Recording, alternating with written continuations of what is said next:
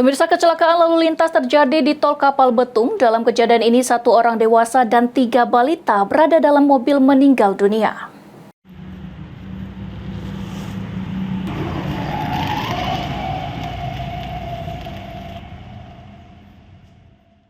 Laka lantas Tol Kapal Betung kembali terjadi dan menelan korban jiwa. Kali ini terjadi di kawasan Tol Kayu Agung Palembang Betung atau Kapal Betung, Sumatera Selatan, tepatnya di kilometer 353, Selasa sore 27 Agustus 2024.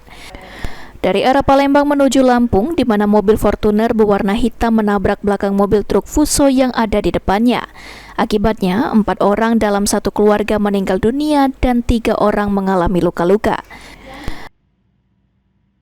Di antara penumpang yang meninggal tersebut, 1 di antaranya merupakan seorang bayi perempuan baru berusia 21 hari. Kemudian 2 orang balita berumur 4 dan 5 tahun, serta 1 orang dewasa. Laka lantas ini terjadi diduga akibat sopir Fortuner yang mengantuk dan hilang kendali hingga tidak bisa mengendalikan kendaraannya dengan baik. Untuk mobil, dua-duanya mengarah dari arah Palembang ke Lampung. Jadi di kilometer 353 mungkin karena kurang konsentrasinya pengemudi Fortuner sehingga menyenggol atau menabrak bagian belakang truk di depannya. Untuk korban sementara yang masih dirawat 3 orang termasuk pengemudi Fortuner di rumah sakit Oki. Untuk yang meninggal dunia itu 4 orang, terdiri dari 2 anak kecil dan 1 bayi dan 1 orang dewasa. Untuk yang anak kecil 2 orang itu anak pengemudi dari Fortuner tersebut. Untuk yang dewasa dan laki-laki itu sepupu dari yang bersangkutan.